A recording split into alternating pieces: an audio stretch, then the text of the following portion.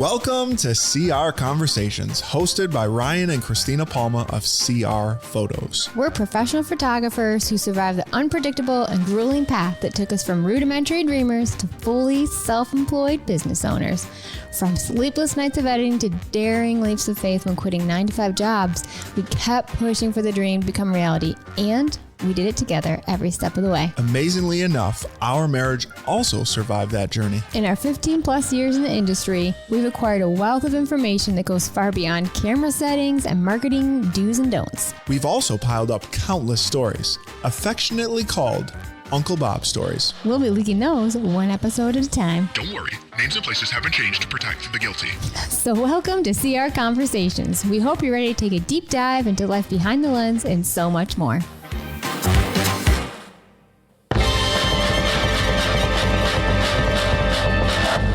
Hey guys, welcome back for another episode with CR Conversations. We're going to start off a little bit differently today.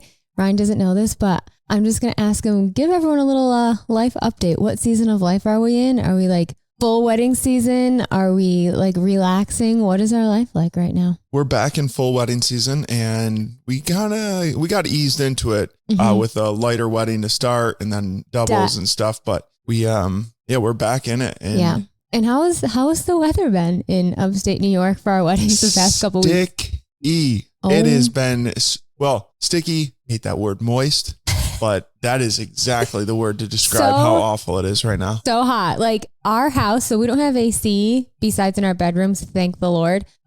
So our floors, everywhere you walk, like our cardboard boxes in the pantry are like soft. The moisture level in the air this weekend was unbelievable. So our wedding Saturday, even though it was only 80 degrees, and I say only 80, that's not too bad considering what we've done before, but it was like swamp as soon as you stepped outside. People in like Arizona will be like, oh, it was 100, but it's dry. Here it's like 80. But it is wet. And it's gross. It's so gross. Yeah. So that's where we are, completely like full time back into after a 3-week break. Double headers, all the things, and we are surviving. I will say that for sure, because after taking 3 weeks off of editing, I'm like, I have a lot of editing to do. And we like last week, we shot at least one session every day, plus like the double weddings. So I at one point calculated, I was like, I think we've done like 7 individual sessions and 3 weddings in the last 10 days. So it is like, yeah, we're back to calculating like the amount of hours of sleep you're going to get each night. Yeah. And getting stuff done, and back to the kids just being what are you going to do with us today? Yeah, because after 3 weeks of us giving them their undivided attention, like, so what do we have planned for today? And we're like, we have to work, children. Yeah. Go occupy yourself. Guys, somebody explain how to explain to a young child that you have to work. Yeah. My parents used to say money doesn't grow on trees. And I think I used that line for the first time recently. Yeah. So that's where we are. I also wanted to give a shout out, as we said that we would, to anybody who leaves a written review, not just a 5-star. So I wanted to say thank you to Bree for leaving our first written review. I appreciate that. And it actually meant a whole lot more to us because you are not a photographer, nor are you getting married. You just said you like to listen to us talk. So that made us feel real special. Yikes. We've heard that a lot from people. I know, but verbally. she put it like in the actual, like documented. I have it there. I feel like I should take a screenshot of it, the first one. So thank you so much. And without further ado, we are going to get into our topic today, which is the top 15 things that can really mess up your wedding day. Yeah, so this is for sure one that if you're getting married, you should listen to. But this is also a really good resource to send out to clients of photographers out there. And how about we just say 15 things that can mess up your wedding day, because there are 1,000 things. But I feel these are, maybe we should be titleless, like 15 things you wouldn't think that could totally mess up your wedding day. Or that you can control slightly. Yeah, kind of. So we're just going to hop right into it.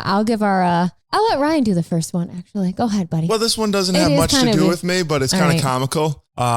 Not hiring enough hair and makeup artists to take care of 15 girls that are needing to be done by 12 at noon. And what does this mean? Like, so for example, say you have 8 bridesmaids and they're all getting their hair done, plus moms. They have to do hair, makeup, and everyone has to be done by 12 o'clock. And you're like, we have one makeup artist and one hairstylist to do all that. This is something that we encounter all the time. And in my mind, I'm thinking, okay, well, that needs to change because you need to be ready with plenty of time to either do your first look or all of that. A lot of times people think, oh, well, we have plenty of time. But then when they really nuance it all, they're like, oh gosh. And your poor hair and makeup people are like, we are not magicians. You can't do that. You need to hire more of us. But then you as a client are like, oh, I don't want to spend the money. And you expect your hair and makeup people to do things that are physically impossible. And it is funny that I introduced that because the difference between the guys and the girls is hilarious. It's comical. Guys, you walk in, you're like, all right, guys, let's get those suits on. Let's go. 5 minutes later, everyone's ready. Yeah. Girls, it's like we start at 5 a.m. Yeah. And I do recognize like it is hard. I'm not going to like say this is a simple thing. Just hire more people. I know there's like costs involved and all that. But at the end of your day, you want to enjoy your day, make sure everyone is ready on time so that your rest of your day can go according to plan. And a lot of times, a lot of timeline issues can be resolved by hiring more hair and makeup people. And who's usually the last one to get their makeup done? Unfortunately, it's the moms and everyone. I knew that. And people forget that mom has to help the bride get in her dress 99% of the time. So mom should not be going last. She should be one of the first people that gets her hair done with the bride. I'm not announcing this next one. This is all on you. Okay, number 2. A lot of these things, in the same vein, though. Yeah, you're going to realize have to do with just not planning time. So it's going to seem redundant, but it's important to mention all these. So number 2 is not planning enough time to actually get into your wedding dress. Mm-hmm. What do I mean by that? It's not just as simple as throwing on a dress. Really? No, it's really not. More times than not, one, you need to like go to the bathroom, put on undergarments. You have to, a lot of times dresses need to be taped, whether it's to your shoulders or around your boobs, like all the things, just buttoning up all those little loops when everyone's like, oh no, we have loops to do. How do we do that? Oh, guys have tons of stuff like that, but we're going to keep that a secret. That's between me and the guys. Yeah. And tons of stuff like that. Yeah. Totally.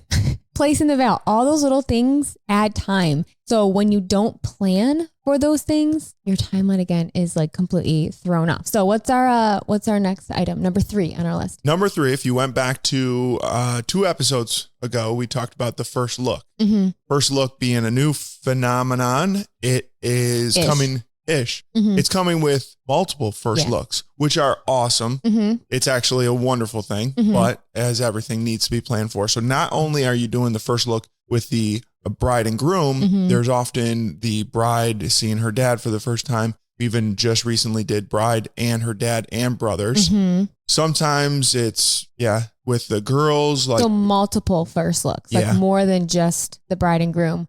Not communicating that with your photographer, videographer, and all of a sudden it's like, oh, I want to do this first look. And even if it's just adding 5-10 minutes, like we've said before in other episodes, how many photos can we take in 5 or 10 minutes? And what you don't realize is all the stuff that we'll do behind the scenes to get ready for each one of those shots. Like if I know we're doing that and we're doing it at 2:15 or whatever, and I'm with the guys and I'm with the father of the groom or father of the bride, I am prepping him, making sure he's staying on time, making sure he's getting to the location he needs to. So like we're doing, we're working with you to get those accomplished. However, you have to have planned that into your day. Right. Yeah. Or it's going to be like an added 10 minutes here and added 12, 15 minutes there. Yeah. And then next thing you know, you're starting your ceremony late or you're skipping out on things that could have been done before the ceremony. Right. For sure. Okay. Now, another little thing again has to do with like planning and time. And this also has to do with just communication, not planning times. This is number 4, right? Am I going in order? I don't think we've numbered, but yes. Number 4. Read cards or open gifts from each other. Yeah. Sometimes it's like, oh, we have these gifts. And of course, that's super important. And then all of a sudden you're like, oh my gosh, we're literally supposed to be shooting your first look right now. Yeah. Make sure you don't take this as things not to do because we have been accused of, which, rightfully so, of saying all the things that don't do on your wedding day. These are things to still do. Right. Just but make sure you're planning for it. Yeah. So this is not a list of avoid this. This is a list of, hey, if you're not preparing for this stuff, because I love when the guys are opening up a heartfelt card from their bride to be in a few minutes. Yeah.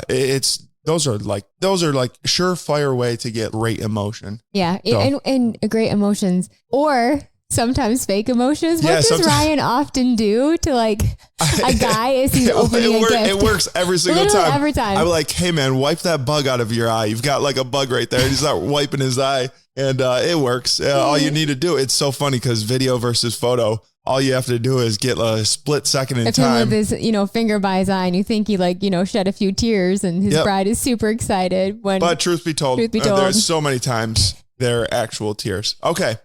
Next one. It's so funny. Now we're flipping over to the boys. Mm-hmm. So I ain't gonna lie. I mean, boys are just showing up. They're just, they just want to know, what am I doing? Where do I gotta be? Mm-hmm. So here's a couple for the guys. Not having time for them to fold hankies, bow ties, ties. I mean, it's part of my job now. He's an expert on the regular folding hanky, those pocket squares. I just I keep telling myself to learn a few more different styles and stuff.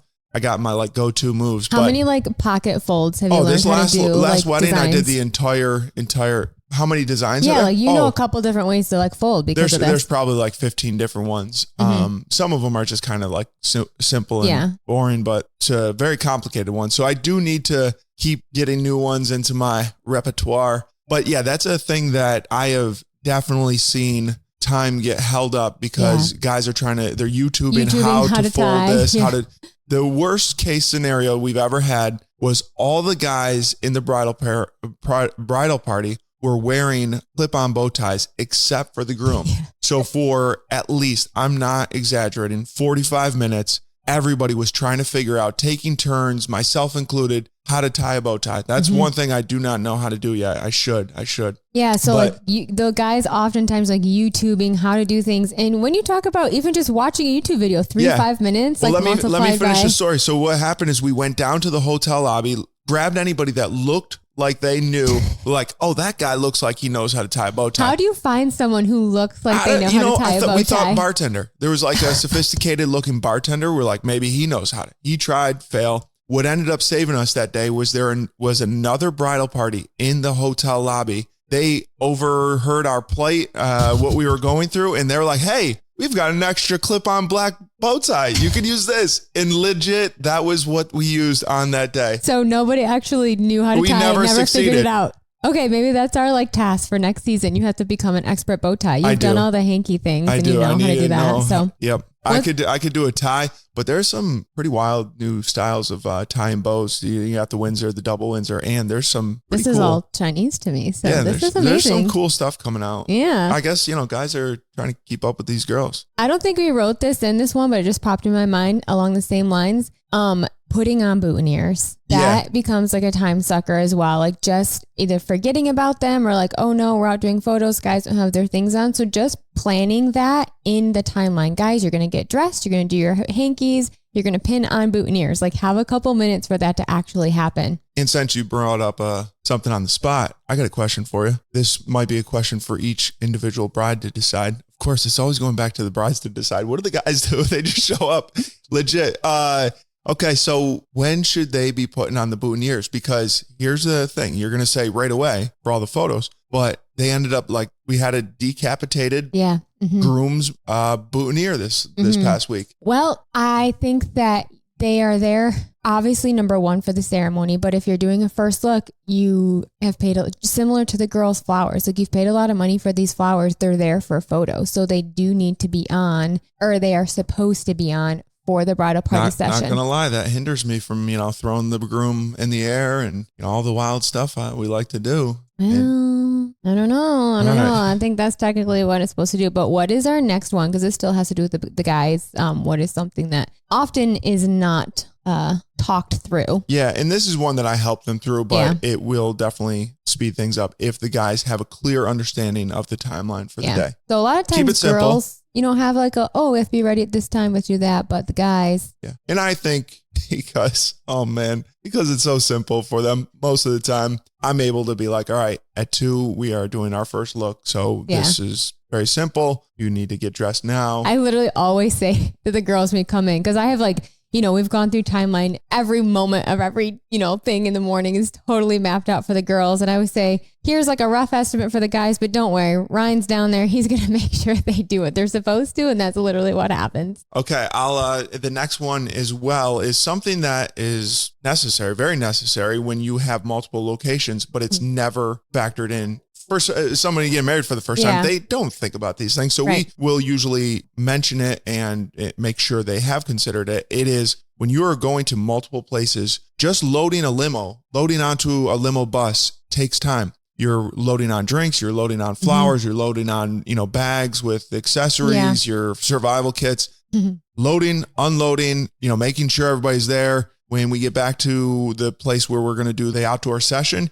usually it requires guys unloading a cooler, girls go freshening up. Somebody's got to go to the bathroom. So it's always an added 5 to 10 minutes. At least. Yeah. So just planning more time essentially to load and unload, which seems really funny. And people sometimes ask about that when I put in the time. I'm like, what do you mean by that? I'm like, I literally mean getting on and off the limo with your bags, all that stuff. Especially with a big bridal party, man.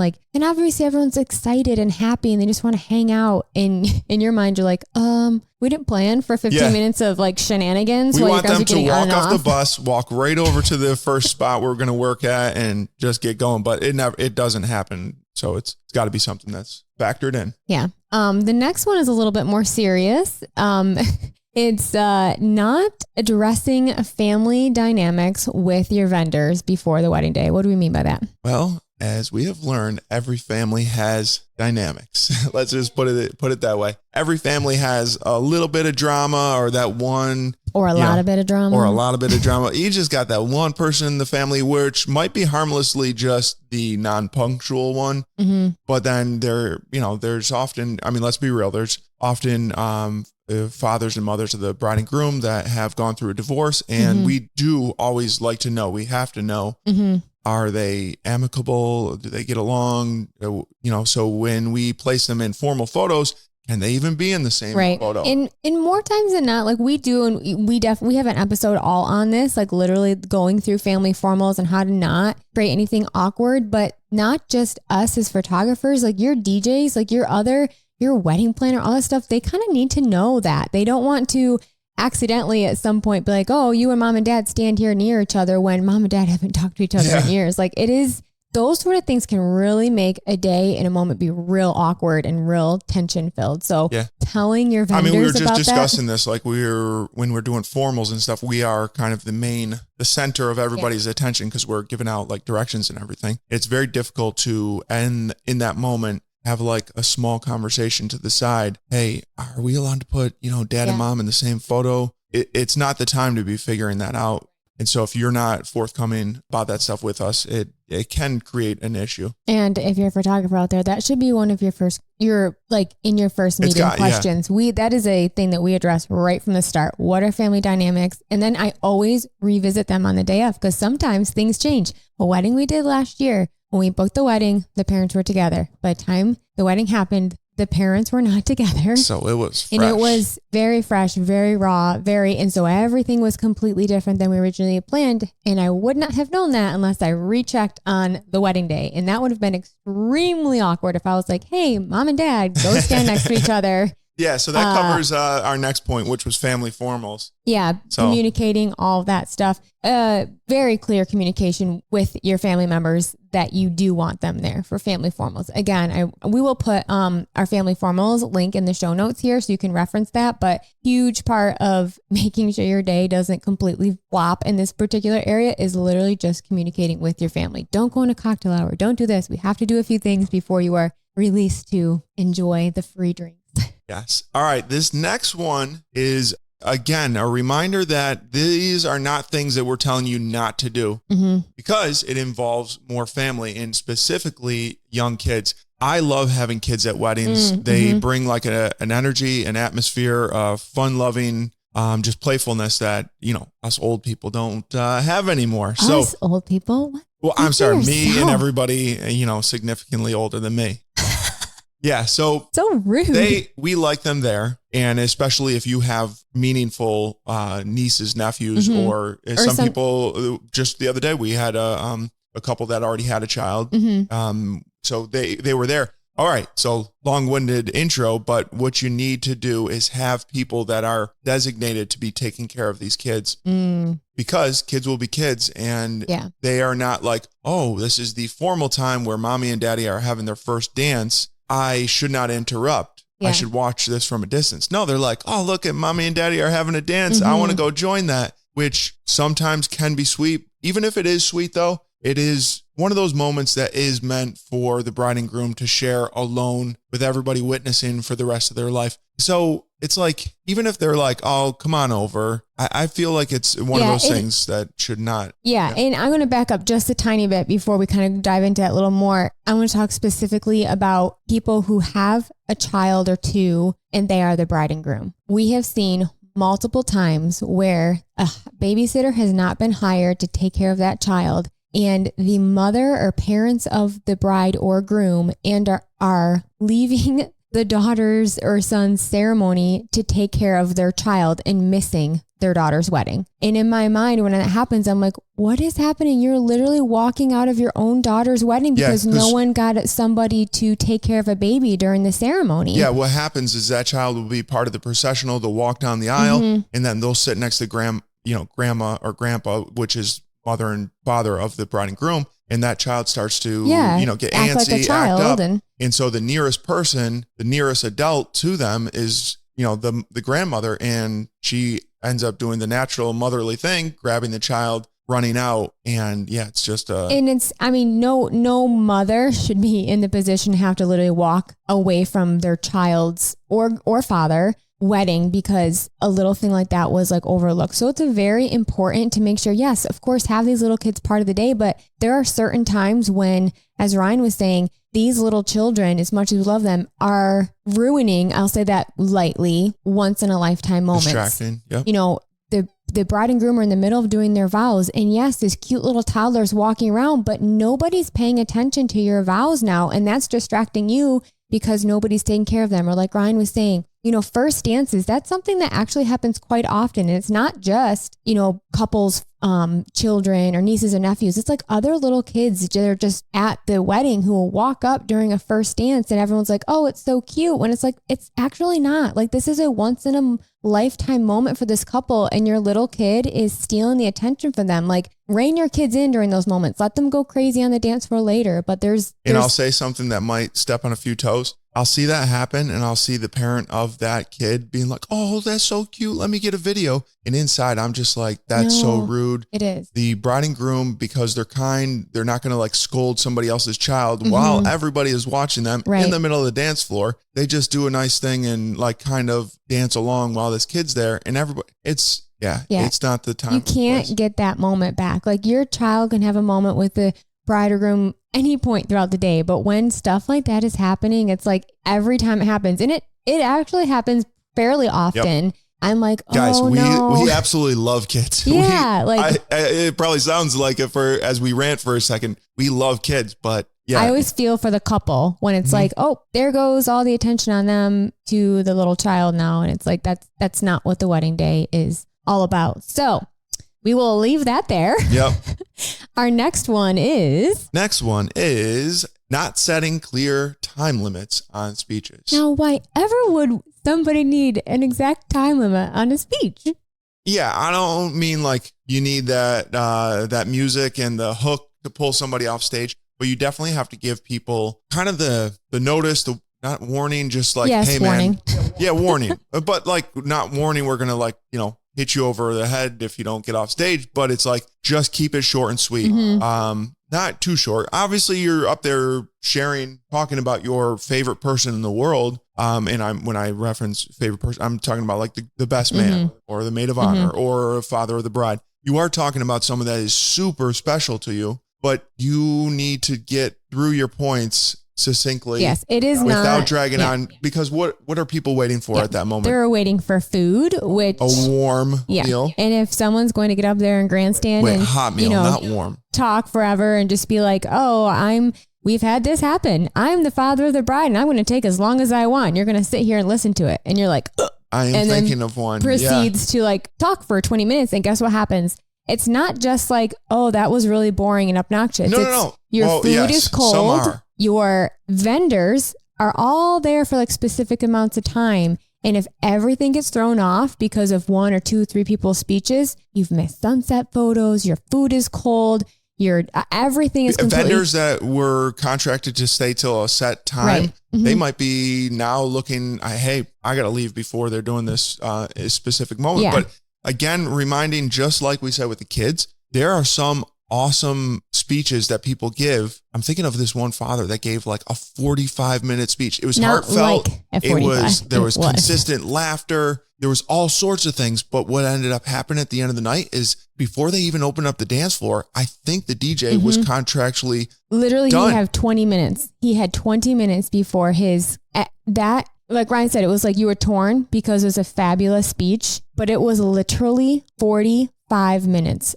All of dinner was 45 minutes late. Like the DJ was like, what am I going to do? Like, and it was just the whole reception was completely thrown in the trash because one person wouldn't stop. Yeah. And again, they don't understand what they're doing. They're just doing what comes natural, loving, talking, but you need to set clear boundaries so that those things don't happen. And all this always comes just back to planning. Yeah. Things that you've got to kind of take care of. So come back to this episode when you're ready to get married as just a reminder for the things that you need to look out for. Yeah, for sure. Another thing that I will say has been a lot of these things happen as we've been doing this a very, very long time, but this has become a newer issue. As a bride and groom, just remember to pace yourself because we would absolutely love for you to be able to get through sunset photos without falling over.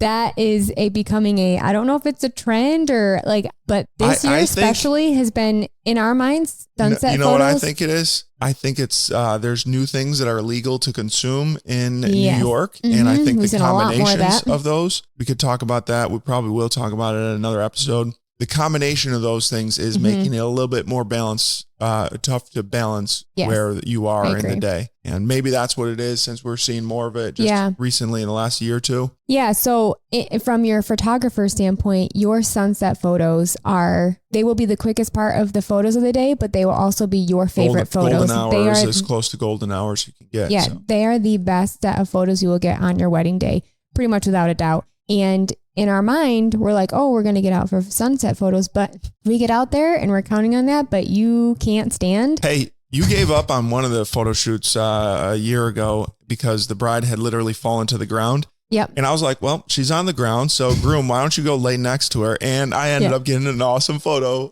which we often do in the engagement shoot, but it turned out pretty good. Yeah. So all that to say, just remember you will be going out for photos.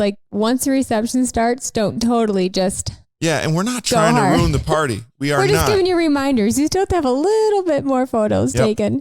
Okay. We're almost done. We have 2 more and then we do have a funny story for today. So hang with us. Finally, bringing back the funny Uncle Bob stories. This is just a tiny little snippet, which we've kind of talked about a little bit, but let Ryan hit it for you. All right. Micromanaging your vendors, bridal party, family, etc., etc., etc. On your wedding day, what should somebody just let do? Just got to let it go. Que sera, sera.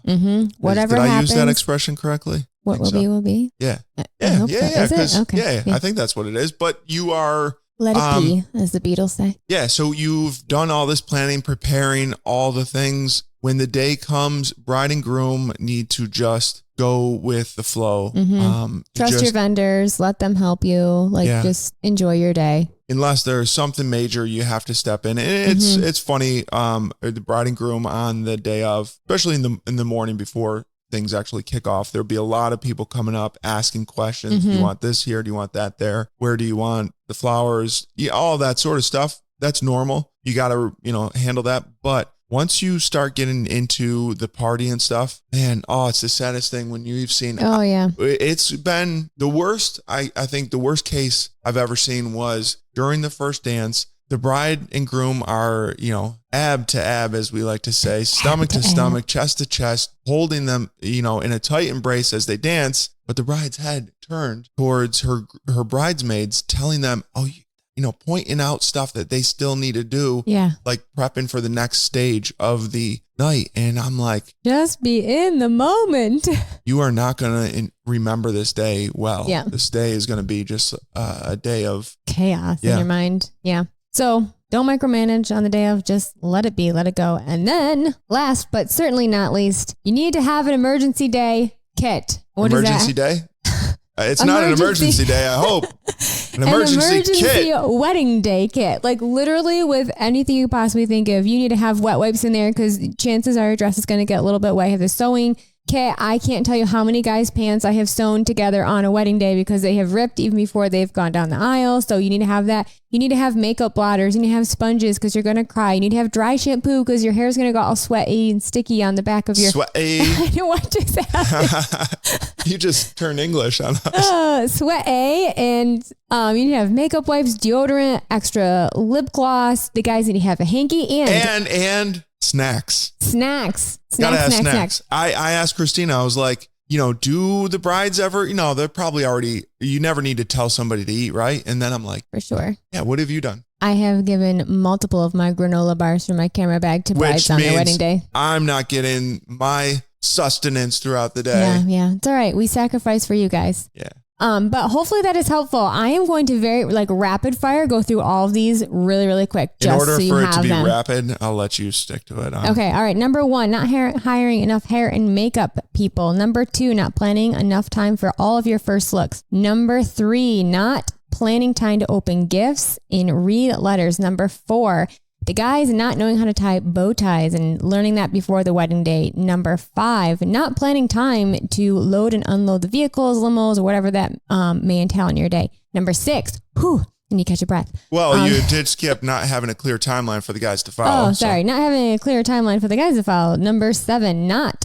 addressing family dynamics before your wedding day. Number 8, not communicating with that family about your family formals. Number 9, not hiring sitters to watch the precious children that are part of your wedding day. What number 9.5. 9.5? Is that already, we're skipping on? Okay, yeah. Number 10, not setting clear limits on your speeches so your entire reception doesn't get thrown to the toilet. What number am I? I can't count now. Did 11? We go to 11? Oh, man. Not making it to sunset photos before you are too intoxicated.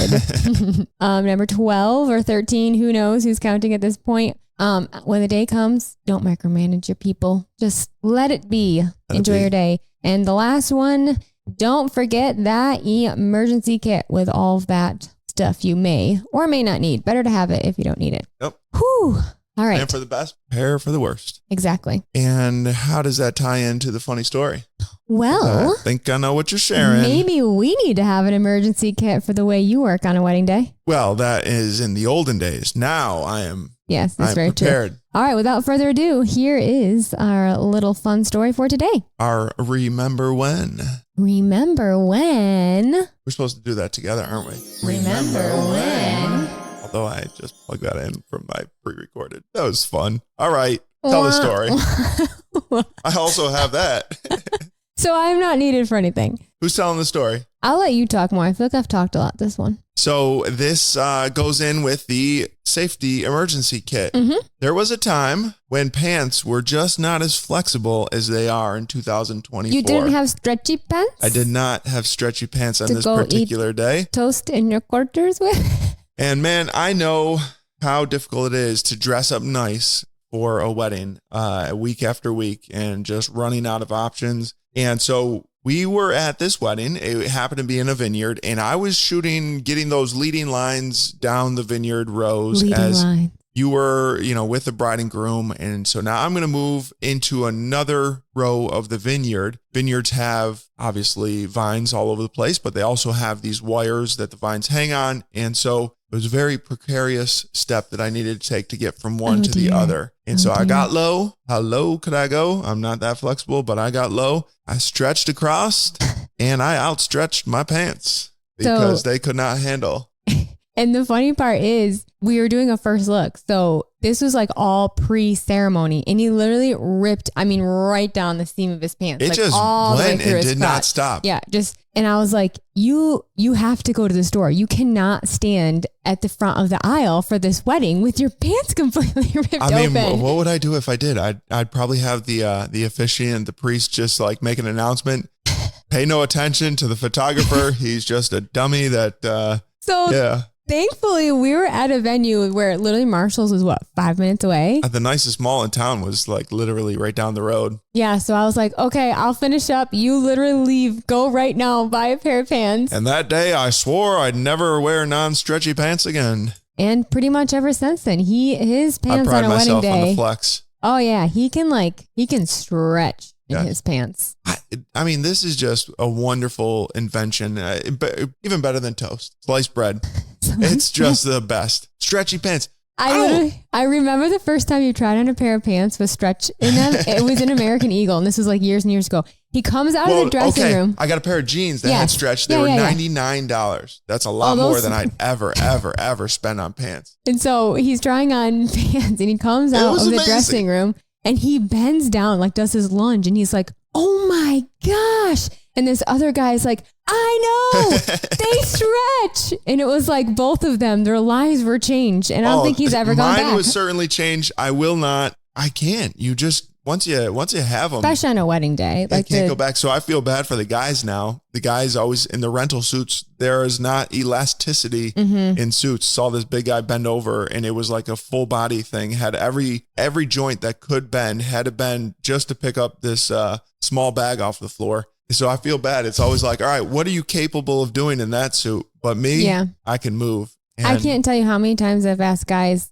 have come up to me and be like, "Can you send me the link for your husband's pants? Those like really stretchy ones," like other videographers or like other vendors. There's like, "Oh my gosh, you can bend all over the place in those." So and it's funny because they look exactly like they should. They look very formal. They got stretch. They got stretchy pants. It's absolutely unreal. Okay, folks, I hope this episode was extremely helpful for you and that you learned from Ryan's mistake and you don't wear non-stretch pants on a wedding day. But if need be, please prepare your emergency kit with sewing. Oh, something's happening with my mic. There we go. Now it sounds fine. It sounded like I was in a can for a second. Good thing we're almost done. Yeah. Wrap it up. Let's go. How do we wrap up this episode? We just say goodbye and let the pre-recorded take over. Oh, okay. So until next time. Oh, it was fun talking. It was fun talking to you. Please don't forget to leave us a 5-star review. Leave us a little note and we will shout out to you. Is there a place for somebody to let us know if we numbered those correctly? Yeah, if we numbered those incorrectly, for sure, let us know. You can we'll go on our Instagram. Yeah, and we'll, I'm sorry to all those who are like, "You already said that number." It's staying the way it is. But until next time, we will see you later, guys. We hope today's episode was insightful. Thank you for tuning in. If you haven't already, please subscribe and leave us a 5-star review, as this helps others find us. If you have any questions or comments on topics you'd like to hear us unpack, please send those to podcast@crphotos.org. Lastly, don't forget to follow us on Instagram, where we can be found at C_R_conversations, and turn on those notifications so you never miss a post.